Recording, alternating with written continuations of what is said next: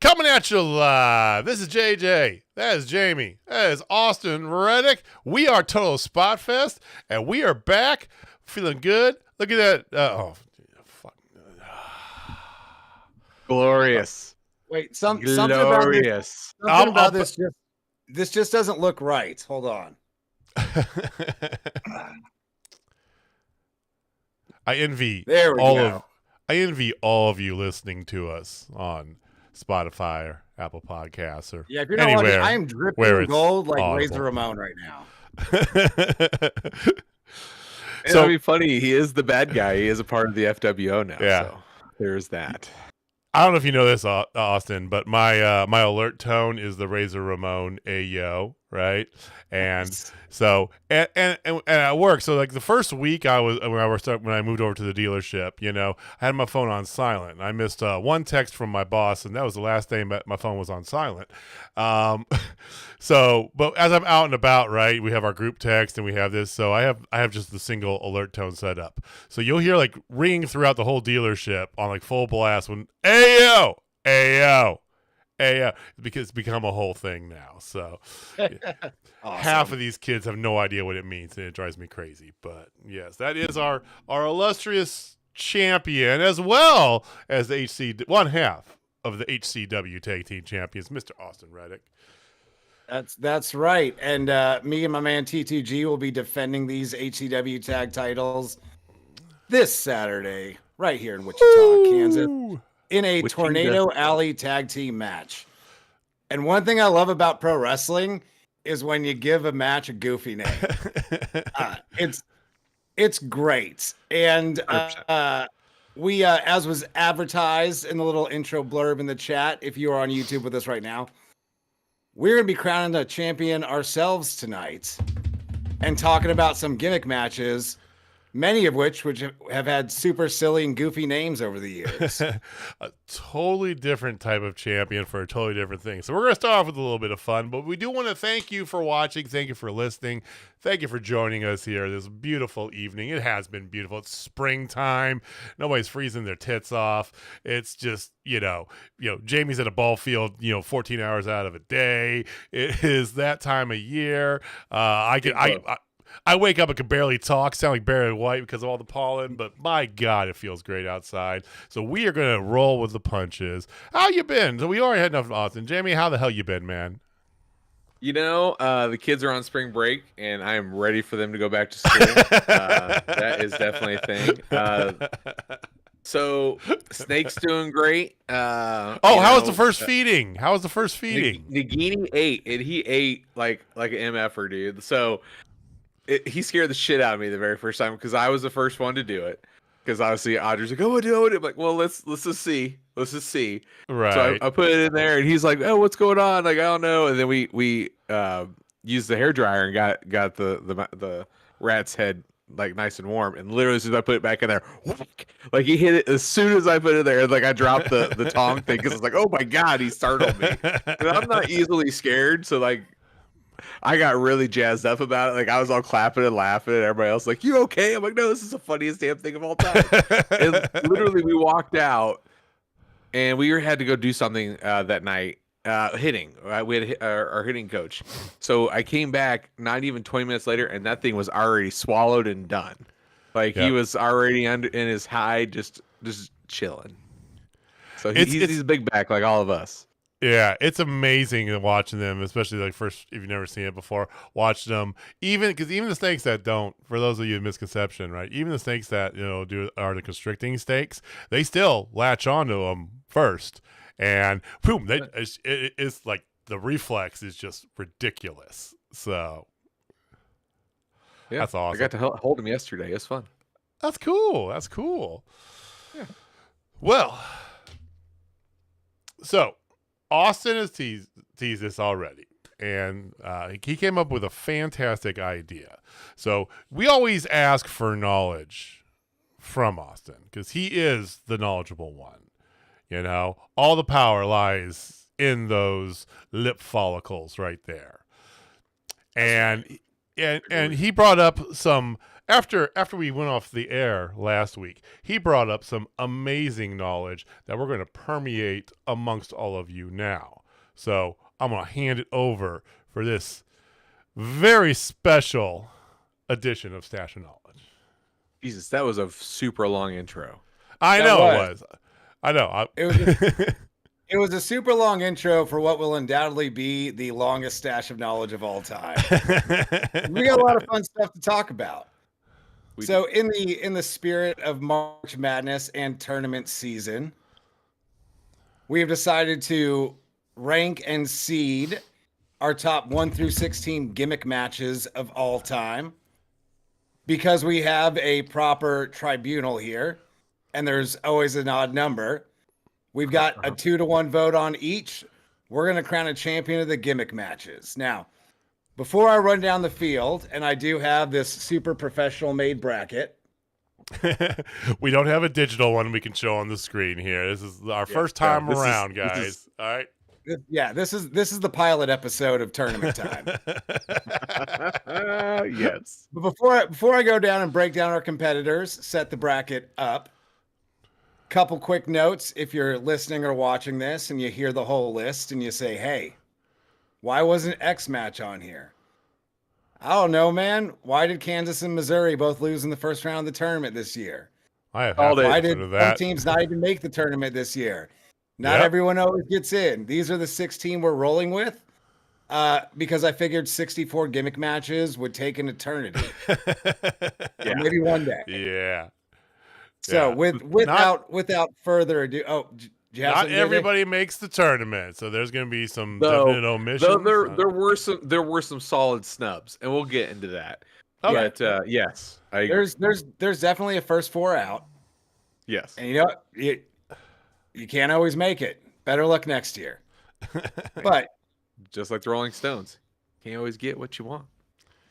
All right, let's get the full bracket and rankings. Where are we at? Yes. Do we want to start with the 1 seed or the 16 seed? Let's start 16 to 1. 16 to 1. Yeah. Okay, and then we'll talk about the matchups after you give the rankings. So give us the 16 to 1. All right. So number 16, last entrant into the tournament. And noted most hated match of all time of myself is the last man standing match. And that's a solid one because it is pretty terrible. But it's pretty good. Bad. I feel like there's some notable one. I feel like there's at least one that should be below that, but okay. I feel like with last man standing, there are more bad ones than good ones, and even the good ones, the finish is almost always dumb. But it wasn't just me seeding these. Full disclosure, all 3 of us ranked them 1 through 15. I added up the totals, and whoever had the lowest point got the highest seed. So it was fair between all of us. We were the Associated Press or the coaches voters of the gimmick matches. Yeah. I was the North Carolina commissioner making sure the University of North Carolina made it. If that was the case, the submission match would have made it. Coming up next at number 15, another member of this esteemed board's least favorite match type of all time is the gimmick on a pole match. So dumb. And my dark horse. That's my so dark dumb. horse, by the way. You son of a bitch. So dumb. So dumb. So bad. Never good. There's worse ones out there. In my rankings, I think I had this one around 10th or so. Yeah. The match is never good, but a lot of them are fun. And I'll take fun if it's not going to be good. So there's a lot of silly shit you can do with a gimmick on a pole match. So I'm interested to see how this one does. Probably not well, but we'll get to the number 2 seed in due time. Coming up next at number 14, the casket match. Yeah, it was a good match until I hate to say it, until AEW got its hands on it. Like I love AEW, but their casket matches really have not been that great. Yeah. For what it's worth, though, I mean, our group chat did call it the Undertaker match, but it has been elsewhere beyond the Undertaker. For what it's worth, we did agree in the group chat that casket match is split with Buried Alive. Like you can lump those in together. Pretty much, yeah. As I called it in the chat, the Undertaker needs to lose but can't eat a pin match. Let's just bury him somewhere.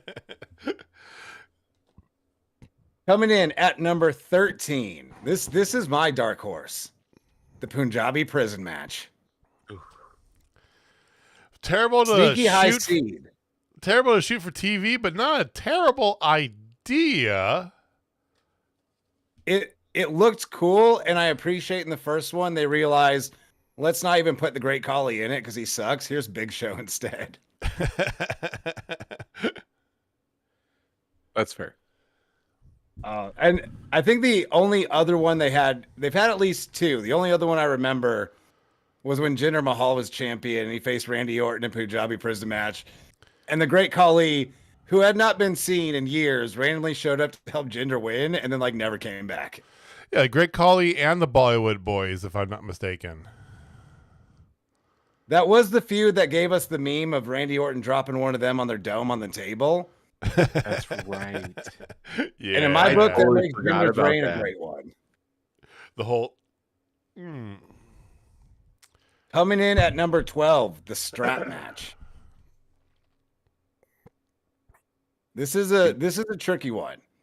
Yeah. Because the classic strap match of touch all four, I say classic, the WWF style of touch all 4 corners is one of the dumbest things ever. The more NWA style of let's just tie these 2 dudes together and have them go at it. That was a good time. Yeah, the 4 corner thing sucks. Well, yeah, well, consider the time and when it was brought in WWF, but it's also one of those very, like you talked about, key staples of the Mid-South, Tennessee mountains, Texas regional wrestling, right? Strap match was definitely, if you're south of the Mason-Dixon line, it was definitely something you saw locally at least 4 or 5 times. Speaking of stuff that was more regional to the southeastern United States, coming in at number 11, another sneaky high seed, the scaffold match. Made famous by ECW. The moment I hear scaffold match, I think of one match. But we'll get into the seedings, like when we go head to head. Yeah. I'll talk about that later. I will say those old school ones, they don't hold up great, but for the time, it was just super rad to see 2 or 4 dudes climb to the top of the structure and try and throw the other one off. We saw a scaffold. Okay, well, we'll get into it. But Jamie and I saw a scaffold match in the recent history, recent past, actually. Nice. Yeah, Wrestling Revolver. Number 10, the I Quit match. Oh, I love them. I do. I love a good I Quit match. This is one of those ones like a lower seed that can make a good run. I don't know if it's going all the way, but it's got Final Four potential. This is one that could have very well been a very low seed, but kind of, sneaky fitting in there right in the middle of the pack. So it'd be interesting to see where we go with this. Number 9, the dog collar match. Yeah, that smells like an upset waiting to happen. This is one I personally rated pretty high. I love a good old dog collar match. Not to be confused. I mean, with the strap CM Punk match. and MJF's was pretty rad, like in recent history. But the old ones, dude, yeah, you can't. You can't mess with the 80s. Call it. That's one of those ones where they were guaranteed to bleed buckets. Like you knew what you were gonna get, and it was always great. Number 8, Texas Death Match. And I like the fact that we had this one in there because you very well could have easily just gone with a death match because that's a broad spectrum. But us being of the age that we are, have that appreciation for what a true Texas death match is. Absolutely. And I wanted to go specifically Texas death match. That I think implies a little more of a sports entertainment type match. Whereas just death matches, that's kind of its own genre of wrestling now. Mm-hmm. So I don't consider a death match a gimmick match anymore. It's kind of like it's like a tag team match isn't a gimmick match. It's just a thing in wrestling. Sure. I mean, Number 7, the TLC match. Ooh. This one thing with TLC is there's been a lot of forgettable ones, but the WrestleMania 17 one might be the greatest gimmick match of all time. Definitely in contention. Yeah. So it's got one star player and a bunch of decent role players. When we get to talking about the matchups, I got a little something else to add for the TLC, so I'll hold off on that for now. But yeah. Number 6, the Elimination Chamber. It's a staple now. It's a staple. It was a harebrained idea. The first one everyone said was the stiffest mother thing they've ever been into, and yeah, it's its own pay-per-view now, so it's kind of hard to ignore. It's wild. It's been around for like 20 years already. Well, we're not gonna play that game, Austin. Okay. Number 5, the ladder match. Now I had ranked this one higher personally, but I had my reasons. Yeah, I mean, obviously, you know where I lean on that match. So yeah. Yeah, for me, there's just so many all-time greats. We'll get to that a bit, but like ladder match is one of those ones that there's so many great ones. I ranked it pretty high. Number 4, we have Hell in a Cell. I don't agree with this ranking at all. I do. Why do you do? No, we'll wait. We'll wait till it comes up time. Wait? Yeah, all right. Well, We'll argue when we get to the matchups. That's cool. We'll get through the top 3 and then we'll argue when we get to the matches. All right, number 3, street fight and all other variations of a street fight, which includes the no holds barred, no disqualification, falls count anywhere. You could make an argument it could be a zone 1, but I'm counting that in with street fights. Anything that's just mostly brawling about and just beating people with whatever's handy. Yeah, that's fair. Classic pro wrestling. That's one of my contenders to win the whole damn thing. I think number 2. Oh, go ahead. I think this is one that, you know, could have been its own separate one, but I think it falls in the same breath as well as the falls count anywhere, right? Yeah. Yeah. That's a street fight, basically. All street fights should be falls count anywhere. Why does it have to be in the ring when you're naming the match after a place that isn't in the ring? Like you were explicitly stating this match is happening elsewhere. Why does the pin have to be in the ring? There's not a street involved. We don't need your logic poking into these rankings, okay? All right, just Number 2, an all-time classic, strong contender, War Games. War Games. Okay. I mean, WCW's answer to everybody's hopes and dreams. Let's just be honest. Oh, so good. And number 1, our top overall seed. It's gonna be tough to beat. The steel cage match. I mean, it's an icon. A runaway 1 seed. You know, on paper, it's got everything you need. It's an icon, dude. It is an icon. It's the Duke Blue Devils of this bracket. But we might see that right. So going through all that, that leaves us. I'll run through the matchups really quick, and then we'll start going through them. Let's do it. First round, number 1 steel cage versus number 16 last man standing. Then number 9, dog collar match versus number 8, Texas death match. Number 5, ladder match versus number 12, strap match. Number 13, the Punjabi prison match versus number 4, Hell in a Cell. Number 3, street fight and all iterations thereof versus the casket match at number 14. Number 11, the scaffold match versus number 6, the elimination chamber. Number 7, the TLC match versus number 10, the I Quit match. And number 15, the gimmick on a pole match versus number 2, War Games. That's a terrible seating for that one. That's a bad seeding. That's a bad. I mean, sometimes you get a bad draw. I mean, hey, know what?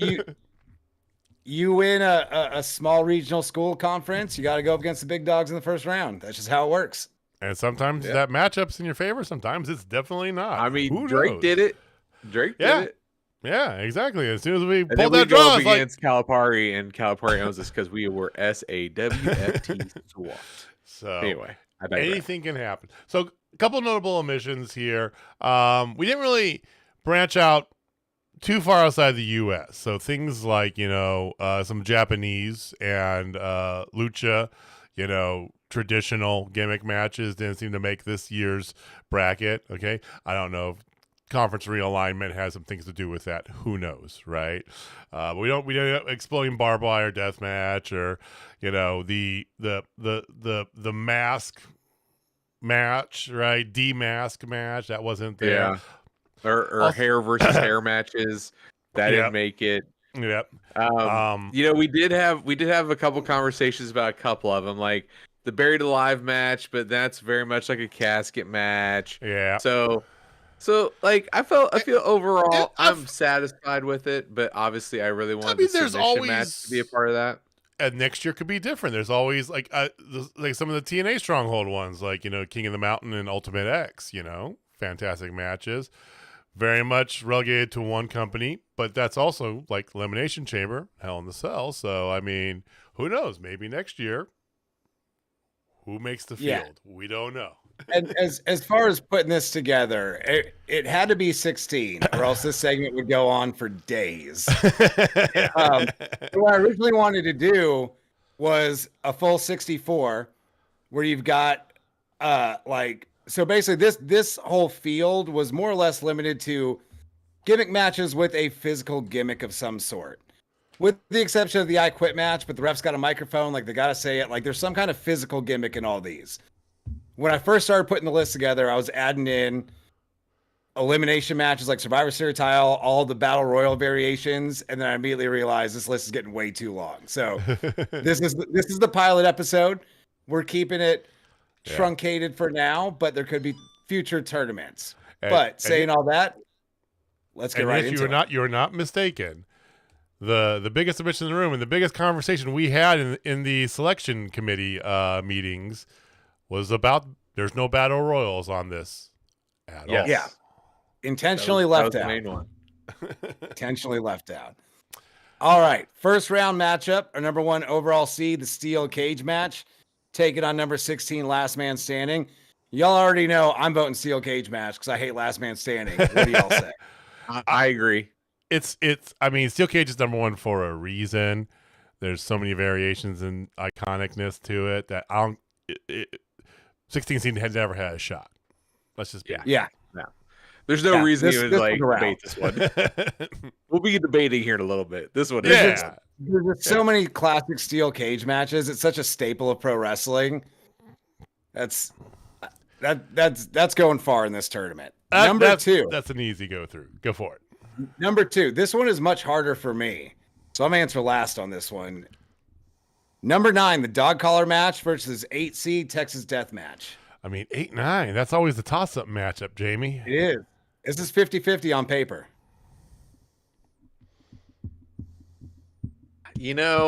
For me, I love the dog collar match. I do. Mm-hmm. I really do.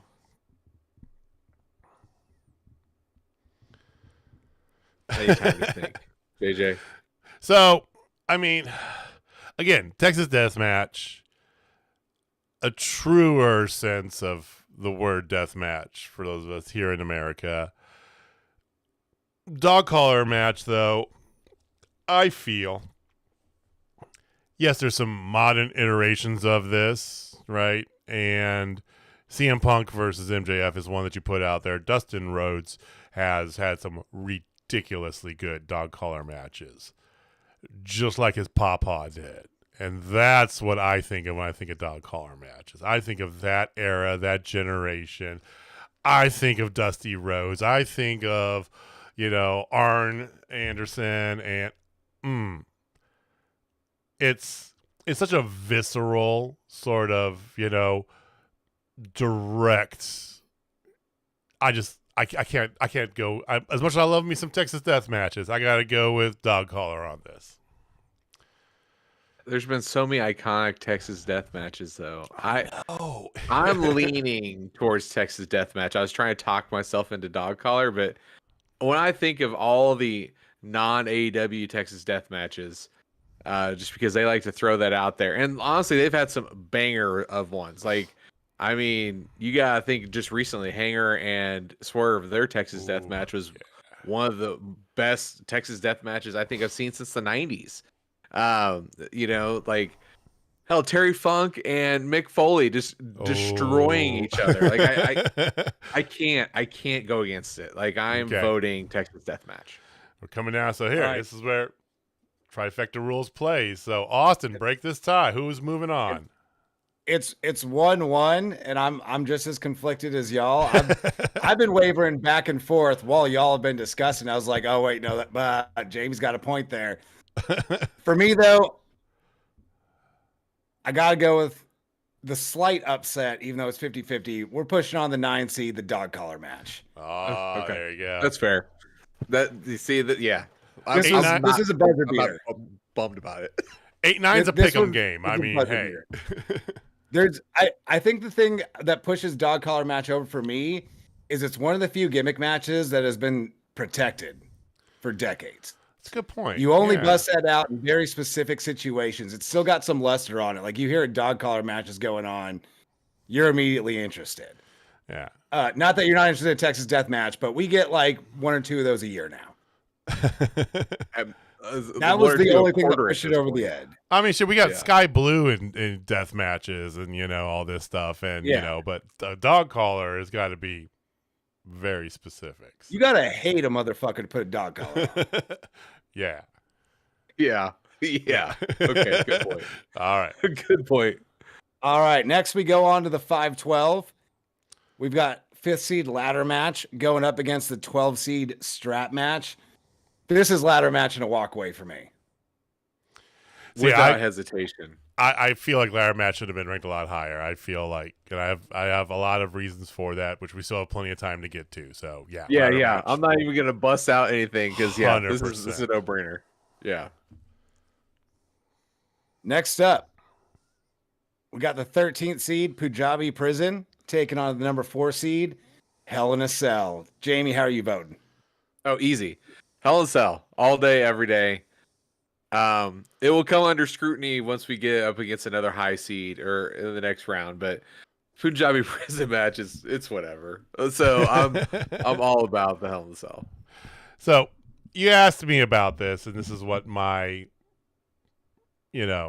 my reservations are with the Hell in a Cell. Yes, there's been some amazing moments that happened in Hell in a Cell match, but what is this match? But a ladder match that's just, a cage match with a bigger cage. It's on the outside. There's 2 cages. That's what's great about it. What about the tri-cage match from from WCW? For me, I was never, as much as the cool shit has happened on Hell in a Cell, the creativity and willing to do something differentness takes that small little rural Ohio 3,000 student school of the Punjabi Prison match, shooting lights out on a windy Thursday night. They get the upset. I'm going Punjabi Prison.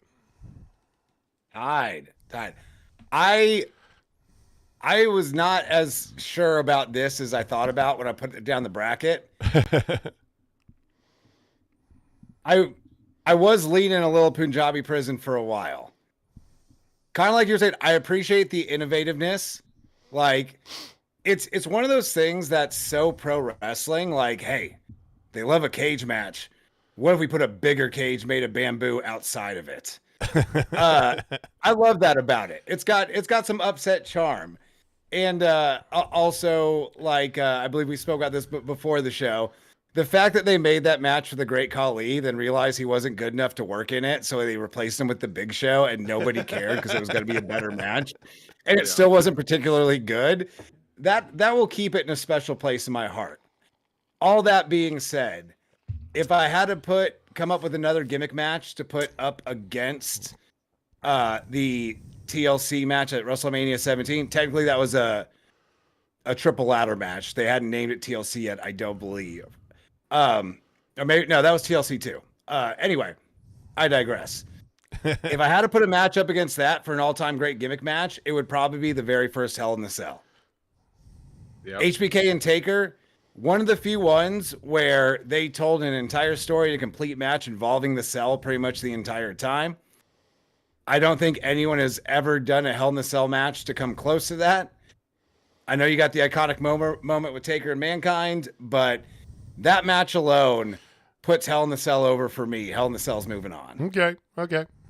I have no little tidbit for the next round 2 that I was going to put in my pocket for Hell in the Cell, but let's move on. Oh yeah, I'm waiting on that one because like once we go up against higher seed, then I'm it'll need more defense later on for sure. Yeah. Coming up next, we got the 3 seed Street Fight and all iterations thereof taking on the casket match at number 14. JJ? You know, there's a lot of iterations of the Street Fight, which gives it a massive kind of like on paper edge. Okay. And while the casket match has permeated elsewhere, Jamie already kind of hinted at this. It's really for one person. I mean, yes, and they can be fun. They can be whatever. But the Street Fight is at its heart, to quote you, pro wrestling. Austin Reddick. I'm going Street Fight all day long. I'm going with the upset here. I really think the casket match, just for the simple fact that the Street Fight is really played out. Like, there's so many. The Boston Street Fight, the Miracle on 34th Street fight. Like, there's so many permutations of the exact same thing. It's played out. And, like, there were some iconic ones back in the day. Honestly, if it wasn't for the hardcore title, it'd probably be higher for me. Just because the hardcore title, that's exactly what it was. It's a street fight everywhere.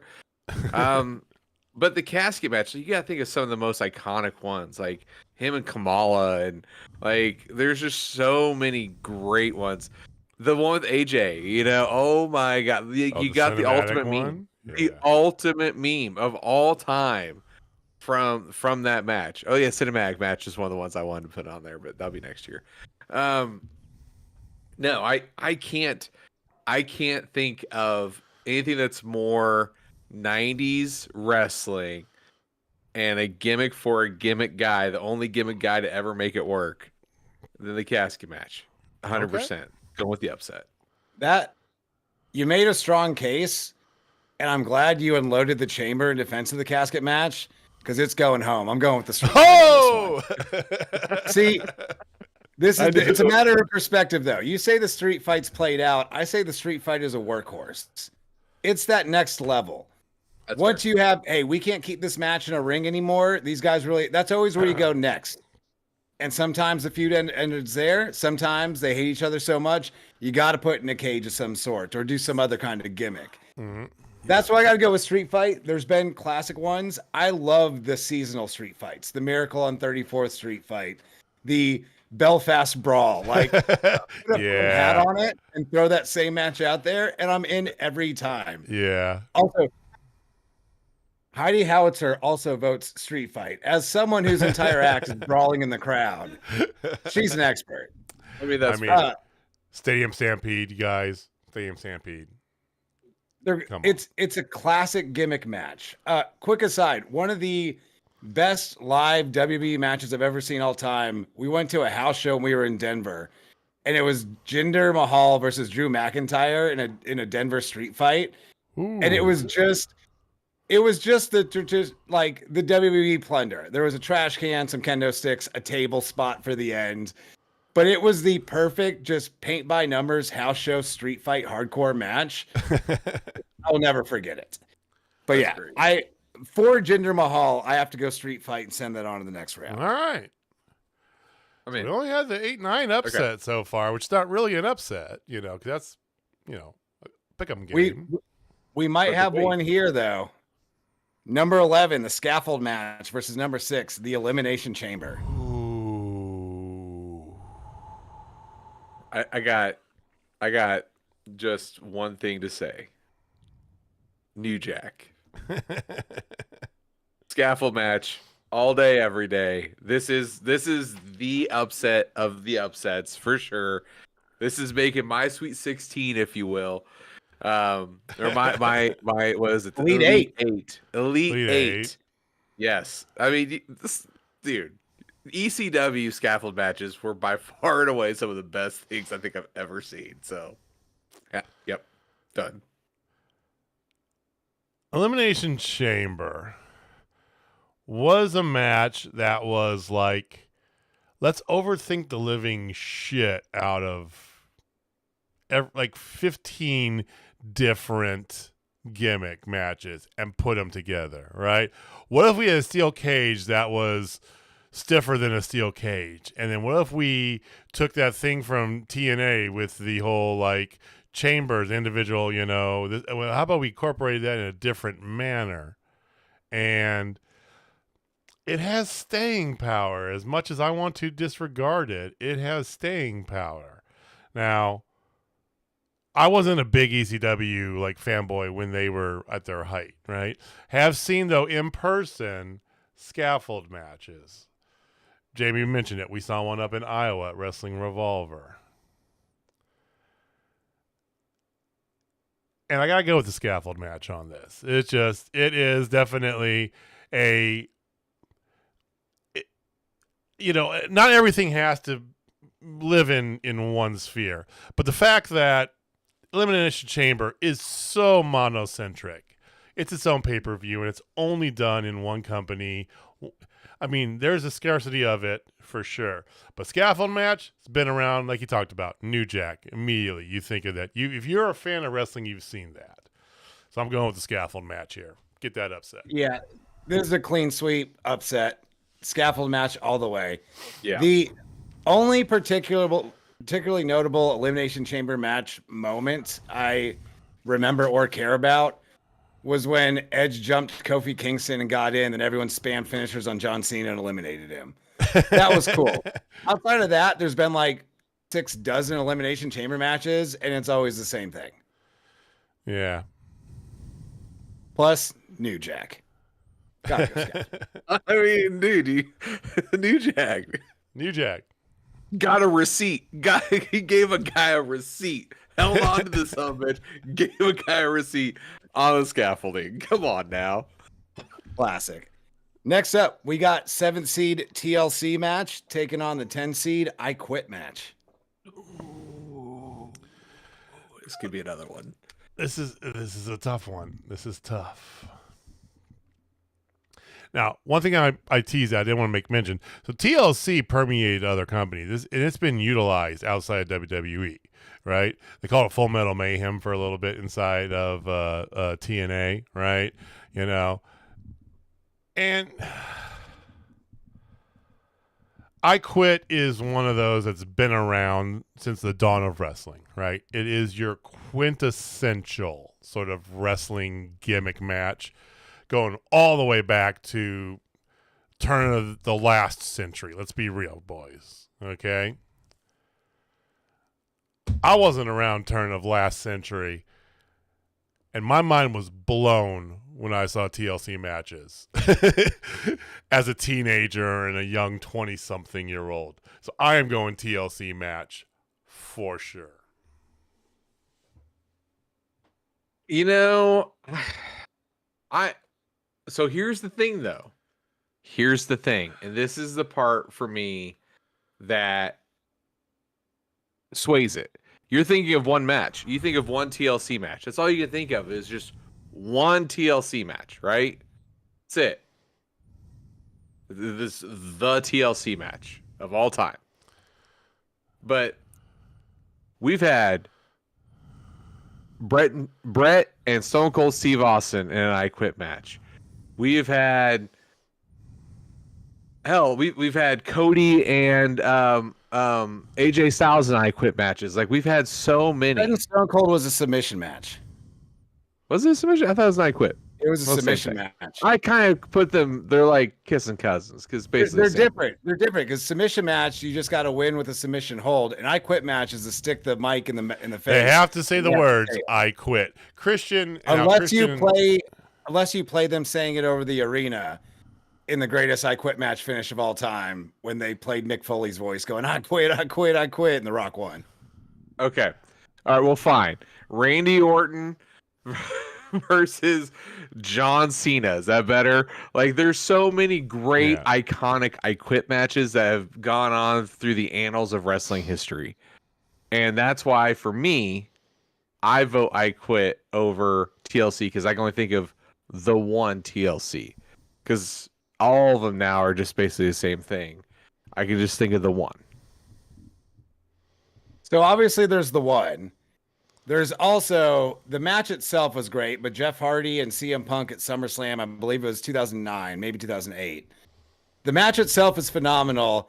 And then afterwards, you get the finish where CM Punk's standing over Jeff Hardy holding up the title. The lights go out. They come back on. The Undertaker's laying there, and then he chokeslams him. TLC it's always fun. They kind of get jumbled together because they've done so many. But they usually come up with some pretty innovative spots. There was the one with Samurai Del Sol doing his little finishing move off the one ladder through the other. Like, it's hit or miss. There's been some where they've just been boring. They put the wrong people in there. But they usually do a pretty good job of staffing those. As much as I love the I Quit match, and this is a tough call, I got to go TLC. Yes. Final first round matchup. The Gimmick on the Pole match at 15, taking on the number 2 overall seed, War Games. War Games, easy peasy. Move it on. Next. The troll in me really wants to pick Gimmick on the Pole. War Games. It's War Games. Like, that's the thing. Gimmick on a Pole had to be on here. Punjabi Prison was kind of a troll entry, but I was like, if it gets the right first round matchup, it might move on. Yeah, Gimmick on the Pole had almost no shot of beating anything. No. In its defense, though, it's supposed to be fun more than it's supposed to be serious. Yeah. Would it change y'all's opinion at all if we included flag matches with Gimmick on the Pole? Or are those worse? No. No. They're about this. No, they're worse. They're worse. The general thought that there is this thing right over here. We're going to get into that here in a minute. And if you get it, you can use it. Only you can use it. Come on. It's not even only you. Like, most of the time, they come down with it, and the guy immediately cuts him off, takes the gimmick, and beats him with it anyway. Exactly. Okay. All right. We're on to round 2. So we might have to wrap this up kind of quick, guys. Yeah, we've a lot about them, so we thought we'd go quick on this, and we really have not. We still gotta get into Dynamite. All right, and other stuff. 2. First round 2 matchup. We have the steel cage match taking on the dog collar match. Oh, steel cage. I gotta go steel cage with this one as well. Yeah, let's get to the final. Next one up. Pontificate. Ladder match versus Hell in a Cell. Ladder match. Ladder. Shawn Michaels. Ladder. Razor. Got to. Hell in a Cell, and Hell in a Cell did have The Fiend versus Seth Rollins. So yeah, one of the worst gimmick matches of all time. That was my one in the chamber for it. Yep, me too. All right. Up next, we got the street fight taking on the scaffold match. Street fight. I'm not going I'm against New Street Jack, Fight. dude. I can't go against New Jack. Still 2-1. New Jack had a good run. But he's going out. I just feel I He's no feel longer wrong dancing. for going against New Jack. We got a lot of chalk going in the final four. Last round 2 match. We got the TLC going up against War Games. War Games. Without hesitation. War Games, I yeah. gotta go War Games as well. This Yeah. is gonna be the typical 1-2, isn't it? It's 1, 2, 3, 4, Actually, ooh. isn't it? No, the ladder was 5. Hell in the Cell was 4. Oh, So we got a 1-5-3, 3-2 versus 1 and 1 versus 5. Ooh. So hey, a little bit of a Cinderella story here. We'll see if it continues though. This is a tough one. Steel cage match, the number 1 overall seed, taking on the number 5 seed ladder match. So, ladder match. Once again, Razor Ramon, Shawn Michaels. You also have to put in there, when you're thinking ladder matches, the Money in the Bank is a ladder match. And there has been some absolute iconic matches in that. Yes, the steel cage is forever. It is the Kansas Jayhawks of this tournament. But it's okay for it to go down. This is the moment. If you didn't catch what Jamie was doing there, he was trying to make it very shoo-in for me to vote with him. He didn't. Well, you know I got a point there.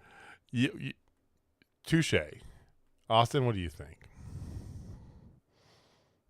This one's really tough for me. It's 50-50. The one downside to the steel cage match, and I have complained about this on the show many times in the past, Leaving. is the long history of winning by escaping the cage. Yep. That has resulted in quite a few duds, and for that reason alone, I got to push on the ladder match. Well, I was going to go with ladder match regardless. I think ladder match. That first one was amazing. You know, we talk about Razor Ramon and Shawn Michaels. What they've done with it since then, it's spawned a variant on this freaking bracket. So, ladder match, moving on to the finals. We got a 5 seed in the finals. A true Cinderella story. Yeah. Now time to find out who's going to take on that 5 seed. On the other side of the bracket, we got the number 3 overall seed, the Street Fight, taking on the number 2 overall seed, War Games. I mean, War Games has lived on. It was an independent thing that was done in WCW, right? Lived on, moved on into the new era, both in its regular iteration and in the Blood and Guts iteration, right? There's been, whether you look back in the 80s, the 90s, or recently, there has been memeable moments aplenty on that. Okay? But for the same reason I picked Street Fight in the first round, I gotta go with it again. It is just that, what is more wrestling than F you, we're just gonna fight wherever? Street Fight. Street Fight for me moves on to the finals. I politely got- disagree. Yeah, oh yeah? I politely disagree. I just gotta say this: 4 Horsemen I know. versus Dusty Rhodes and the Road Warriors at that time, 1988 Great American Bash, might be the greatest War Games there has ever been. And I'm even talking about the NWO days when you had the NWO versus Sting and everybody. Like, come on, man! Like, there have been so many amazing things, and then what it happened when NXT got a hold of it. Holy shit. Like, you can't. Like, this is the one. This is your the true top seed, who got snubbed. War Games. This is another really tough one. You got War Games that they have more elite players. There's been more great War Games matches than there have been Street Fights. But Street Fights, that's a deep team. There's so many that have been at least good. And there's been great ones as well. And sometimes it just comes down to depth. I'm going with the Street Fight. Oh Wow. The 1 and 2 both went down. Both drop in the final four. Hey, anything can happen. Hey, It's March Madness. So we are now on to the championship, the ladder match versus the street fight. A 5 versus a 3. My favorite wrestler of all time is Shawn Michaels. So you know where I'm going. Jamie is team ladder match, 1,000%. This is so my favorite wrestler is also Shawn Michaels, non-Terry Funk division, of course. I love the ladder match. There's been so many great ones, especially those early ones. I gotta stick with the street fight. Wow. Oh, God, this is so tough. I mean, for everything we talked about the street fight, and to Austin's point, you want to talk about deep bench? There is not a deeper bench than the street fight. Variants galore. We've talked about plenty of them already here. Regionality, seasonality, you know, the Anarchy in the Arena, the Stadium Stampede, the Monsters Ball from TNA. Hell, even that piece of shit Chainsaw Massacre bullshit, right? You have. I think that was technically a death match. I think they called it Texas. Okay, all right. Hey, I'm good with that one then. All right. It wasn't a death match. They just called it that though, so it qualifies as a death match. But the ladder match is just, again, Jamie talks about for what it's worth, Jamie did the exact same thing that he said against me for the TLC, right? He's going to one example. That example spawned a whole branch of wrestling, right? If it wasn't for the ladder match, we wouldn't have TLC. If it wasn't for the ladder match, we might not have some of the crazy shit that we had seen, right? So while Street Fight has the depth, it has the variance, and it permeates all over the place. Sometimes you just need to beat a man by slowly climbing up a ladder while he's climbing up the other side. And then you both fight it out on the top until you knock him out and you grab that brass ring. Because the ladder match is your inaugural Gimmick champion. Well deserved.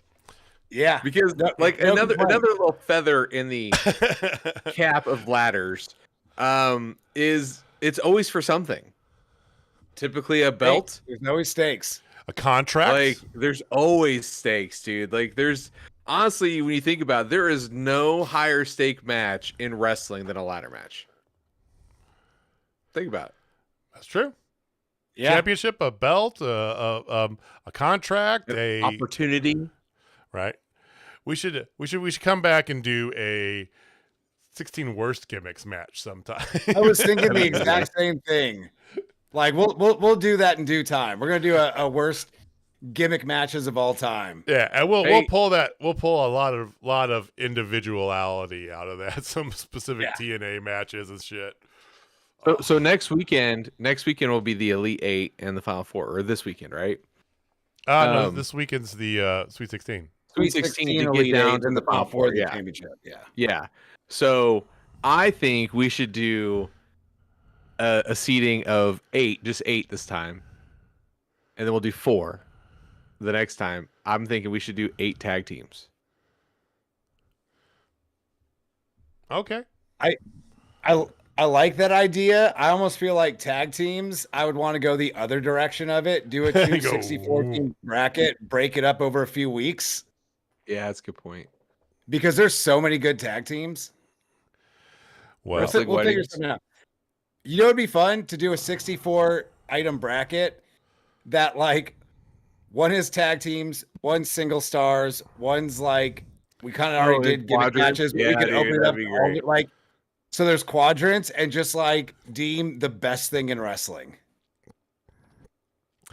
We're going a lot deeper on this than we thought. And very meta there. One of us said that, we'll be able to plow through this real quickly. It was not me. It was not I either. But that was our stash of knowledge. But fantastic. Big round of applause That was actually one of the best stashes of knowledge I think we've ever had. That was a good time. That was a good time. that was a good time. Oh shit, that was great. Hey, there was wrestling on. Happened. Good night, everybody. There was wrestling that happened earlier tonight, guys. You want to talk about that? Hell yeah, dude. There was some amazing wrestling and a lot of there was. fun news too. Like this was a good Dynamite. That's all I gotta say. So this was, I think Dynamite's found its rhythm. We've pontificated enough about, kind of the production changes. The theater scene though is it, man. Oh my God. I loved the look and feel and sound. I thought it was fantastic. And Minnesota is a good crowd to have. They're a good wrestling city up there in Minneapolis, right? But it looked great. And of course, doesn't hurt that you started off with Blake Christian versus Kenny Omega. Come on. Yeah, this was a great episode of Dynamite. It didn't feel like a great step towards Dynasty. No, but not really. It was still a great 2 hours of TV, and Dynasty's going to be rad either way. So, fantastic episode. I kind of like that idea, Jamie, because we're a little over. We're like a week and a half away from Dynasty, and we're half filled out on the card. Does it matter though? Honestly, I hate to say it, I feel like the build for the Dynasty has been a lot better than the build for WrestleMania. I know that's probably a hot take and it might piss off a few people, but I feel like there's just some semblance of a direction other than like 3 matches. Like you have ideas of what's going to happen. I mean, there's definitely a lot of pieces that happen. I foresee. I mean, we already know one women's match is on the card. I think there's going to be a second and a third on all of them are going to be singles matches, which is pretty rad. No, dude, like I'm enjoying the ride, and I think they're doing an excellent job of storytelling right now. So we had 6 matches tonight. Okay, you had quite a lot of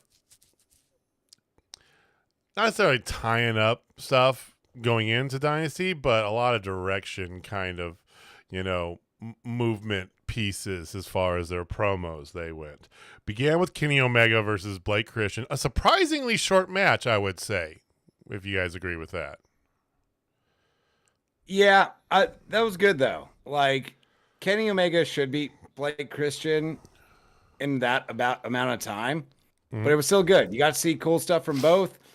You did, not every Kenny Omega match needs to be like that epic. I think he should beat people in like an 8 to 10 minute match every once in a while. Yeah, I think it adds to Kenny Omega as Kenny Omega. Of course, then Speedball comes out, and we get a video from Ricochet, pre-wedding Ricochet. Hey, yeah, congratulations. GG's to you, Ricochet, first of all. I do love I just can't say it enough how much I love Ricochet actually has character, right? So good. He actually has something other than just really good wrestling skills for the first time ever. I mean, him and Rich Swann had a impromptu dance off this weekend. That was great. That's always good fun. So match wise, you also had a little bit later on. You had Powerhouse. You had back to back. We'll get back to some of the segments here in a little bit. We'll cover the wrestling first, save for one match. So you had back to back Don Callis family matches. One of them was excellent, and the other one was another match. So, that's the way I felt. So you had Brody King versus Kyle Fletcher. Give me more of this all day long. Chef's kiss. I mean, I'm gonna call this one my match of the night. I was split with another match, but I'm gonna call this one my match of the night. I loved it. I think it's without hesitation. Okay. Yeah, this was my match of the night. We're all in agreement there. This thing was fantastic. And that led right into Mark Davis versus Powerhouse Hobbs. I enjoyed it. Which is, I mean, for what it was basically it was a very quick prop Powerhouse up. Mark Davis was never winning this match. We knew that, right? But it's big meaty men slapping meat, dude. What's not to like about it? They need a meat division. They do a meat title. Like, if you just had like a tough man division or something like that, where all you're just giant dudes just brawled it out, I think that would give guys like Powerhouse Hobbs more interesting things to do. Because the problem with Powerhouse Hobbs is, what do you do with him? You already built him up and fed him to Mox. But because of his presence and how big he is, like, you can't have him losing all the time. I think having a separate division with like him, Mark Davis, Big Bill, you could even throw Takeshita out there every once in a while. That'd be a cool, different thing to do. Just have a division of like big, beefy guys beating each other up. I'm for it, Stay man. left. I'm for it. I feel like that's a better direction because, I don't really know what the story is that they're doing with Powerhouse, and that's maybe why I didn't love this at all. I just kind of like, what are we doing with him? I don't know. You did have your Homer match, so you had Top Flight versus Local Talent. So local talent versus local talent. It was fun. It was good. Get Top Flight over.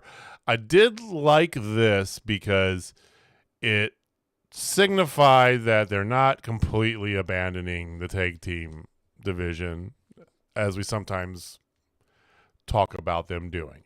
You had Action Andretti and Leo Rush in the front row. You had Big Bill and Brian Keith, which we'll get to talk about in just a second here. They came out, right? Plus Top Flight looks to be in Top Flight form again, finally, right? So hope for your tag division, Austin. There is hope for the tag division. Not only that, they've been paying a little bit of attention to it recently. I'm going to put a pin in this till we get into the segments later.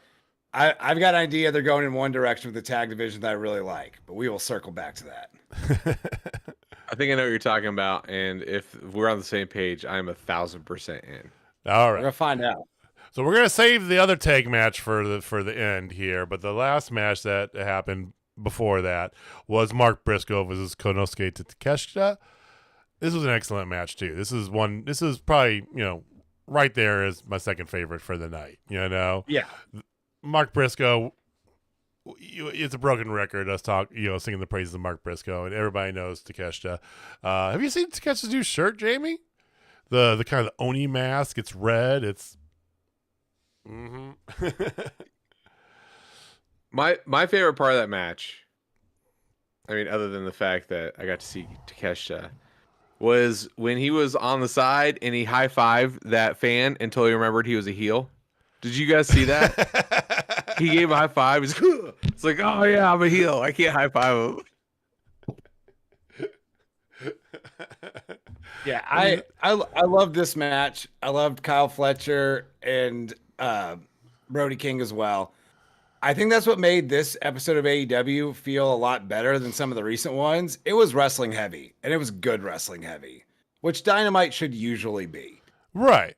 And it wasn't like on point storyline wrestling heavy. Brody King and Kyle Fletcher is not a storyline you have going, right? It was just a good match, and it was meant to elevate one of them specifically, right?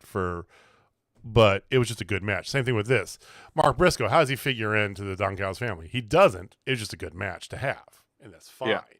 Yeah, and they've been doing some stuff on Collision recently where the Callis family's been running into Briscoe and Hobbs and them, but it's been fairly minor stuff. Yeah. So did you guys happen to see the reports? Hold on, before we move on about Mr. Takeshita. Did you see the reports that came out of Mina Shirakawa doing an interview? We'll talk about her in a minute. About Takeshita. Did you guys see that? No, I I didn't. did not. So, and I quote, she was talking to El Desperado. Like they were doing, it was right after Stardom, a New Japan thing. And she's like, so Takeshita-san is really popular with the women in AEW. Yeah, like everyone is like sexy. Even when he appears in the women's locker room, they say sexy. Yeah, he's really popular. Good for Takeshita. You know what? Did we just get a confirmation of Kineska sowing wild oats here via Mina Shirakawa? Is that what I just heard? Bro, he should be. I mean, hey, get in where you're fitting, bro. So, speaking of sowing wild oats, earlier on in the night, after the first match, we had a quick little video package about Jericho losing the mask of hologram back to Bandito, immediately getting flipped off by the most adorable little girl I've ever seen in my entire life. Okay, that's on Collision. And he turns that to Big Bill and Brian Keith and tells them that he needs them to prove themselves to him, Chris Jericho. He's sick of them not living up to expectations, and it's time for them to prove themselves. He then challenges for another classic gimmick match, which we didn't make this year's tournament, a title versus mask match at Dynasty, which we'll get with Bandito for the ROH title. But the beginnings of a Brian Keith and Bill push, maybe? Hopefully. It's just like learning tree. It had its moments. It kind of roped us in when it got started. Ran a little too long, as many Chris Jericho related things do. Brian Keith and Big Bill have been keeping it afloat, but it's time for them to branch out, either in singles. I like them as a tag team. Nice pun. Didn't care for this segment. It was a little too on the nose. We've been together. I'm just going to start being mean to y'all, then we'll break up. Well, but yeah, excited for what happens next with Brian Keith and Big Bill. so put a pin in that here. I know Jamie wants me to put a pin in it too, specifically, because then you roll into MJF coming out to answer MVP's offer, right? So he comes out and he invites Montel to come out with him, right? And he starts to go into this. He doesn't trust people because after Adam Cole, blah, blah, blah, whatever, this and that. And he goes to accept the offer and extend his hand, which leads to Bobby Lashley and Shelton Benjamin coming on out. And Bobby extends his hand. And when MJF goes to shake it, he goes, "No, give me the card." Tears it up. Little face off. Hey, let's go talk this out. MJF leaves. To which we are greeted by Brian Keith and Big Bill. And we had a who could say bitch the most over the next 5 minutes.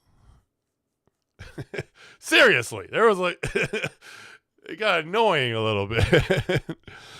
But Big Bill and Brian Keith very obviously looking to prove themselves by going after the tag team titles. Thoughts? 100%. Give me Brian Keith and Big Bill against Hurt Business at Dynasty for the tag titles.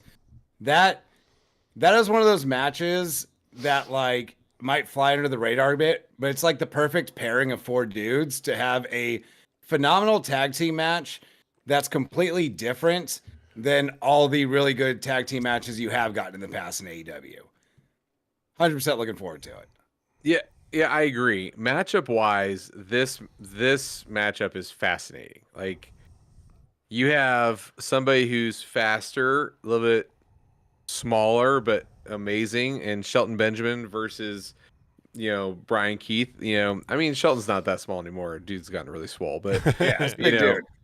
Yeah, but like stature wise, I guess, because then you have Bobby, who's the brick shit house himself, and then you have Big Bill. Like you have the same dichotomy of big dude, a little bit smaller, more nimble dude. Like you have the exact same setup. So matchup wise, this thing's fascinating to me.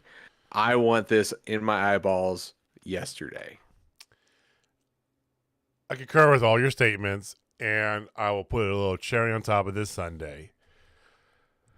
I love the fact, and if they break off from Jericho, even better. Big Bill and Brian Keith as a tag team. I know we want the Big Bill push him to the moon, right? But all these top title pictures are pretty loaded right now, right? And what in his history of wrestling was the most over that the man who is Big Bill ever was. Enzo and Cass. And you can't teach that. It works. And this is a different variant of that. Very different variant of it. I know. But I like it. I just like it. Especially if they break off from Jericho. This could be a big face tag team. Big. Absolutely. Big face tag team. I love the dynamic of them. Oh. Agreed. You get a quick little snippet of Thunder Rosa and Toni Storm. Quickly, basically meant to put a pin for Thunder Rosa. She never lost that championship. It's true. She never finally did. Mentioned it. Well, 2 years later. later. All this time, yes. She says she never lost a championship, which is true. But she lost to Mariah May, who was the champion like 2 months ago. And like you had your shot. You got your shot. You lost it. So, all right. That's fair. Touche to that. But she brings it up to Toni Storm and talks about last time that they tag teamed and this and that. And no, it's different this time because they're a team with shirts and they are Thunder. What was it? No, they were Thunderstorm. Thunderstorm, or as Tony likes to call them, Thunder Tits. That's so good. That's not what the shirt says. Big pin there. We'll be back. Okay. Elsewhere, a little bit later on, you had a patriarchy promo. Nick Cage coming into his own. Nick Wayne, thank you. I don't know why But he's son of Christian Cage, so you could call him Nick Cage. Yeah, Christian has brainwashed me, but Nick Wayne starting to grow a sack, maybe. Is the time? Appropriate amount of TV time for that. And then you get into the really good stuff. Backstage interview with Hangman Page, immediately interrupted by Swerve. And I talked about it. He immediately goes up there. Oh, I heard what you said. You said you're going to come and interrupt my match. And to which Hangman very stubbornly comes back at him and is like, yo, why? You heard what I said. I do what I say, Yeah, did I stutter, bitch? Don't forget that. Yeah, he did say that. Did I stutter, bitch? Again, Hanger can be super face. They both could be super face. And this could still be like vitriol between them. I love this above all else. Yes. Are you still on? This got me more interested in the Dynasty main event than the segment we will talk about, I'm assuming shortly, involving the participants in said main event. Like, I enjoyed this. I'm interested to see what happens with Hanger because he's clearly getting involved in the finish of that match somehow. Yep. Yeah. They've somehow made that match interesting and important, having nothing to do with Jon Moxley, unfortunately. Well, so Swerve calls out Moxley, just Moxley, which we knew was never going to be just Moxley, right? Yeah. Calls out Mox. Mox comes out by himself.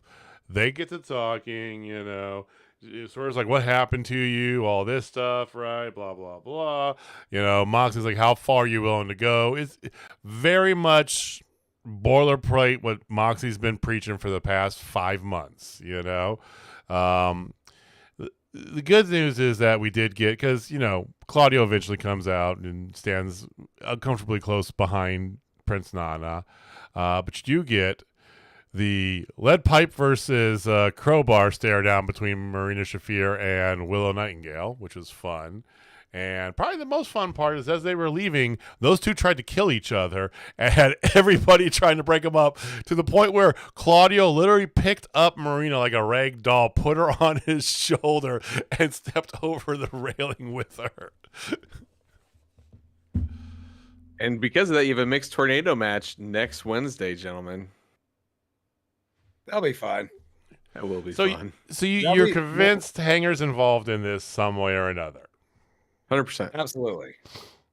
You can't bring it up 2 weeks in a row, 10 days before your pay-per-view and not pay that off. Yep. So let me ask you this, because you had made a prediction, I believe, last week that Hanger was going to be the one who cost John the belt for Swerve, which is in direct contradiction of what he just said he was going to do and confirmed of what he would do tonight. So some botchery comes into play. Does it matter? And do you care if that belt's off of John and we move directly into these two? It needs to be off of John. It's time to move it to Swerve. Like, I agree. This whole segment would have been good in like December, maybe even early January. I enjoyed Mox's promo, and I would have enjoyed it way more if I didn't remember that for the last like 12 weeks he's been feuding with a 50-something-year-old Cope, because he went right back to this is about you guys. This is to see who's going to step up and take this. Like everything we've seen in the last 2 to 3 months has nothing to do with any of that, but you're back on this shit again. I love this character for Mox. It just doesn't work with the belt. And I'm glad Swerve made mention of like, hey, we ain't seen that shit in a minute. It's been that briefcase since October. I liked his line about you're hiding it because you don't believe you deserve that. Everything got kind of awkward from there in the segment. I really wish instead of the stare down with Marina and Willow, you would have had Mox look back to the stage expecting his backup and then just had Willow drag out Marina holding a pipe. I think that would have gotten their feud over a little bit more. Willow has gotten nothing in this entire time. Like it's her running out to ineffectually try and help people win. They lose anyway, and half the time she gets beat up. She deserves better.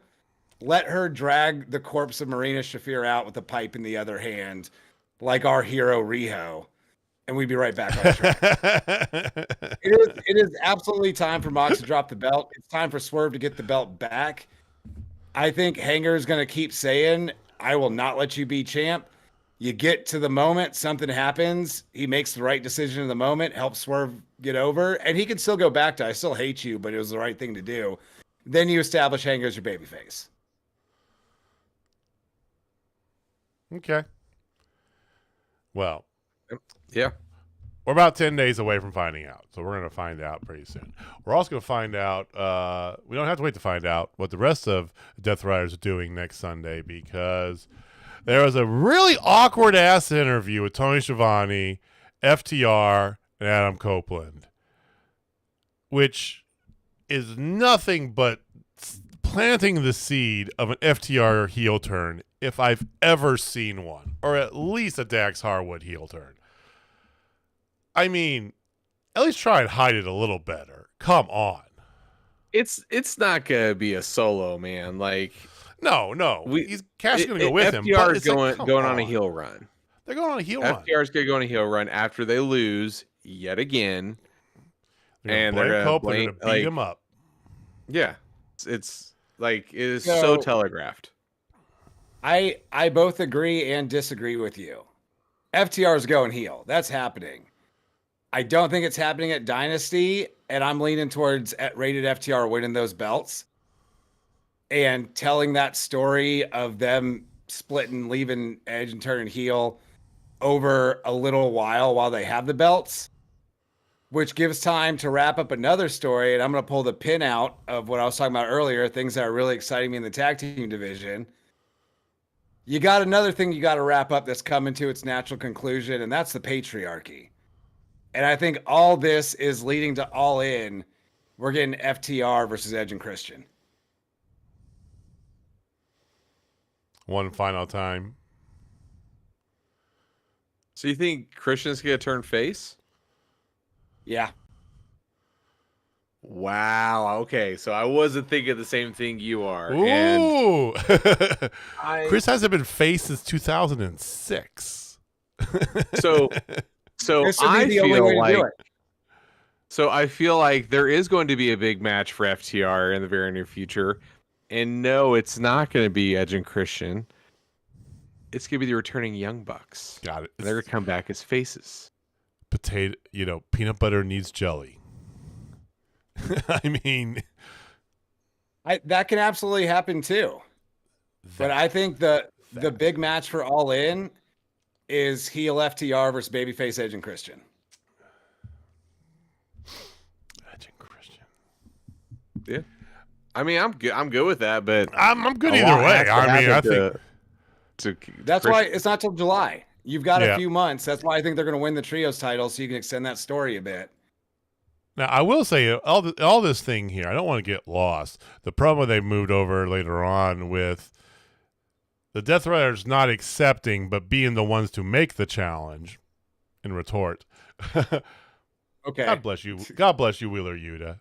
I love Wheeler Yuta so goddamn much. That man has came light years, and yeah. And that was fine little short promo. Yeah, a little short promo with the Hurt Syndicate, teasing the fact that they've been talking about a fourth member for a long time.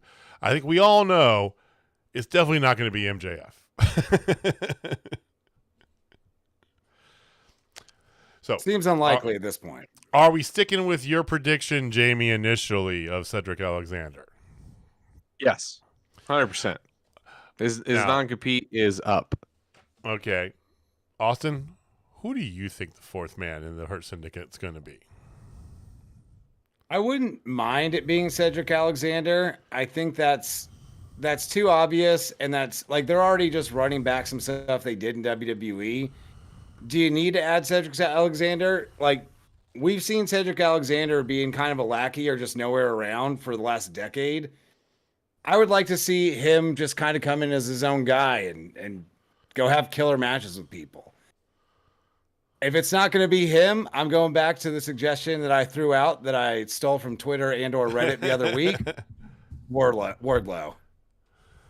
I mean, War Daddy would be perfect for him too. War Daddy fits into it. I'm going to go on a completely different, out of nowhere, tangent, just because I can, right? The man who I said seems a little bit rudderless as far as story earlier tonight, Powerhouse Hobbs. Put that man in a suit. He's over right now. You don't want to put him in a heel faction. Dude, how over is Hurt Syndicate? That's different. They're in Minnesota, and there's a certain person on that tag team that's from Minnesota. He won 2 national championships. I understand that. But okay, but maybe there's a compromise here where we meet in the middle. MVP turns on Shelton and Bobby Lashley and ends up managing MJF. I actually like them as a pairing. Shelton and Bobby are already getting over his faces as it is. You put Powerhouse with the face Bobby and Shelton, and then you move MVP over with MJF.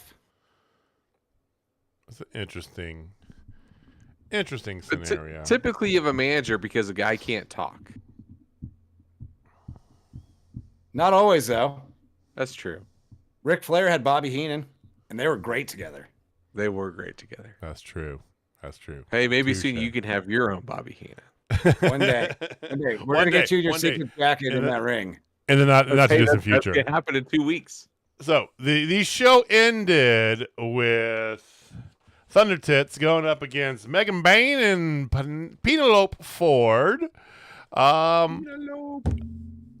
just love how quick there was a Thunder Tits sign in the front row. Just bringing markers with them. Like, good on you. That's what that is what I'm talking about, ladies and gentlemen. This match about as would be expected, right? Tony Storm, most over woman in wrestling, right? Thunder Rosa getting back into the form pre-injury. Megan Bain still not over, I would call her with the crowd, but getting more of a reception, getting a little bit better, right? Penelope's great.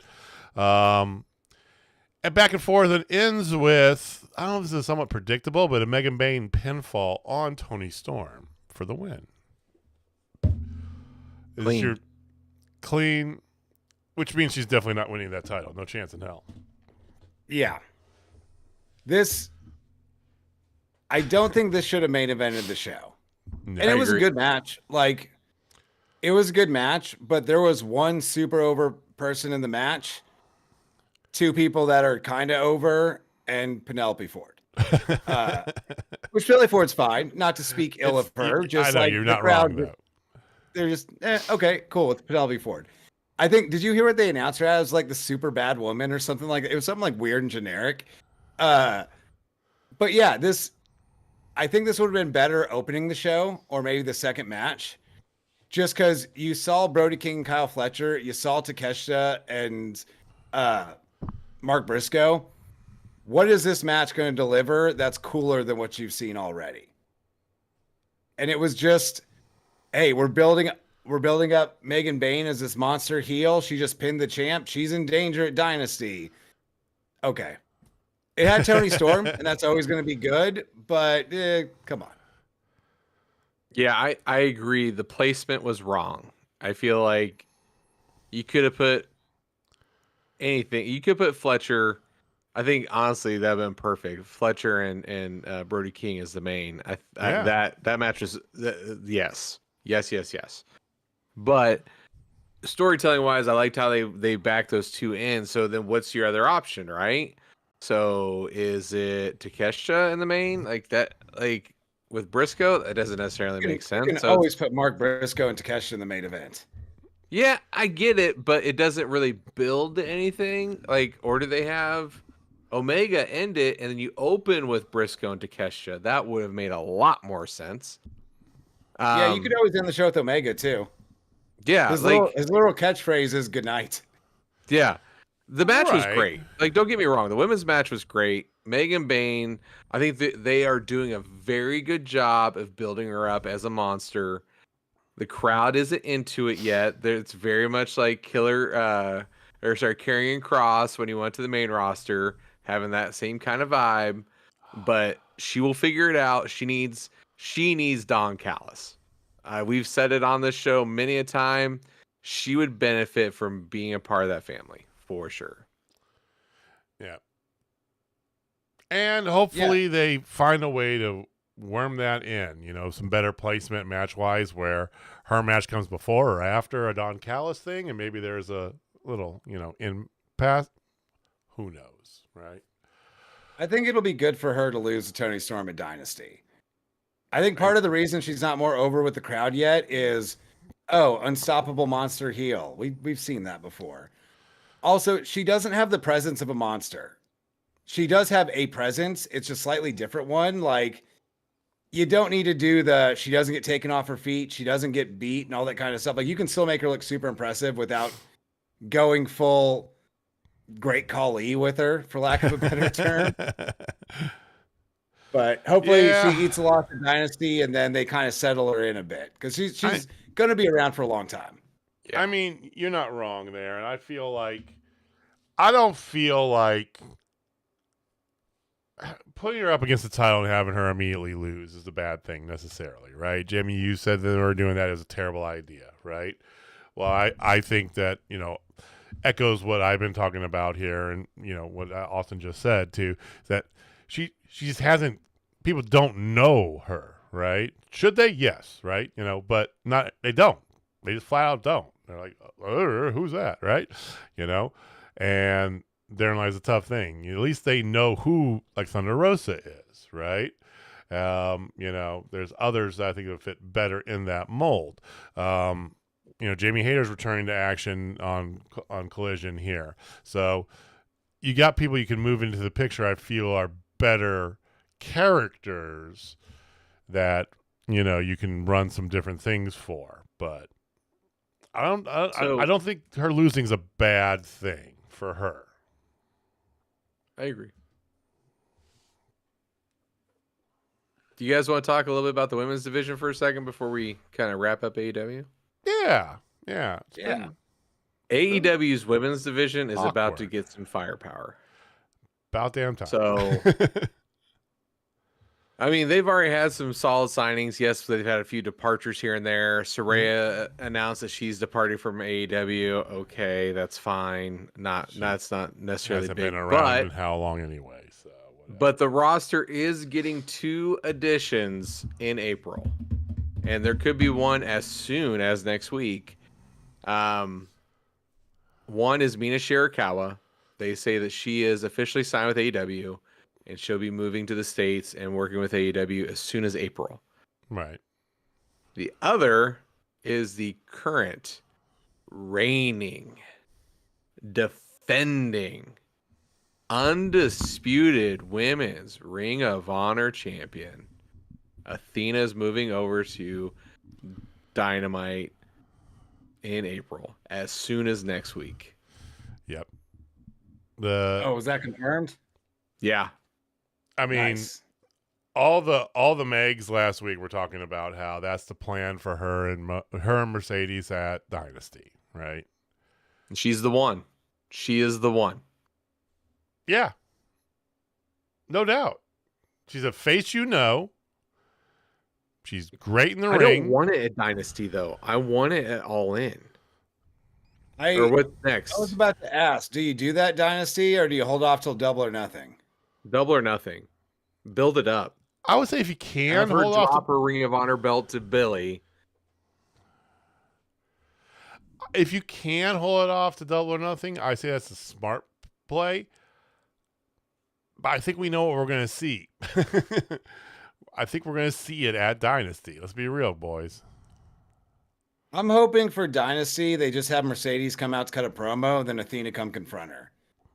And then Perfect. let's get a proper build. Because Athena should take that title.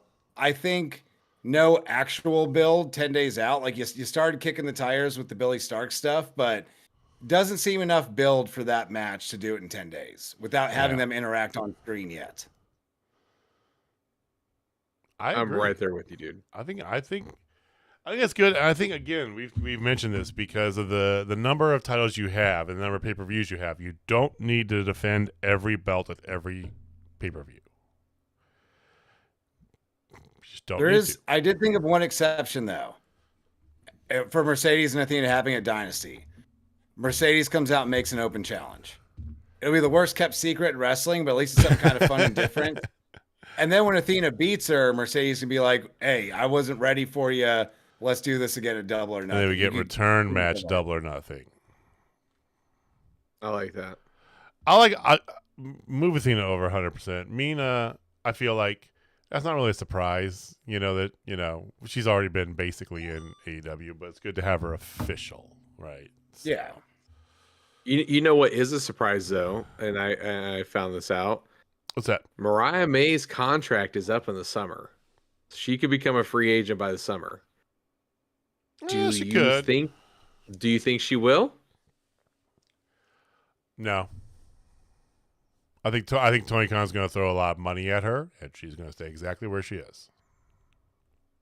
I think it's possible that she becomes a free agent. I still think more likely than not she ends up in AEW. But if you're Mariah May right now and your contract's coming up, wouldn't you at least see what WWE is going to offer you? Okay. I think I'd be dumb make your not money. to. Do your due diligence. Like just know what your options are. I would love to see her stay in AEW. I think Mariah May would kill it in WWE. You got the look. She's got everything they want. Good mic skills. Very good in the ring. Yeah. She would dominate over there. I mean, I don't disagree with that in principle, but I think where would she fit in is the problem. Their stable is pretty full, let's be honest. NXT. Easy. Julia's going to move up. You bring her into the fold over there. She could go for the North American title really quick. Yeah. Like, Her okay, and Jordan so Grace have an epic feud. if she goes to NXT, where is she in line to get called up? Because I don't think it's any farther than maybe fourth, like maybe Julia, Stephanie Vicaire, and Jordan Grace ahead of her, maybe. But she could be main roster ready tomorrow. And WWE's main roster women, there's a lot of older women there. And I don't mean older in any kind of derogatory way. Just they're getting their late 30s and 40s, have been doing this for a long time. Like, they're going to need to refill. Yeah, they have the same gimmicks for, yeah. I mean, to be fair, that's a great statement to make because their main rosters, outside of what they're doing with the Jade Cargill angle, right, and Trinity, outside of that, right? I mean, what you got? Yeah. You got a bunch of blood all around. I mean, you got Io and that tile picture with Rhea and everything going on over there. Okay. But then,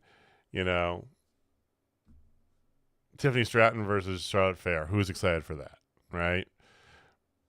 Bailey's been kind of like, Bailey's been kind of like, ever since Damage Control's been, she's been spinning her wheels. And you've got just a bunch of other stuff that's just played, I don't even hate to say this, but played out, right? So I just think that, though, honestly, I think it's a bad idea for her to test it, but I just see her taking a shitload of money and staying in AEW. That's my guess.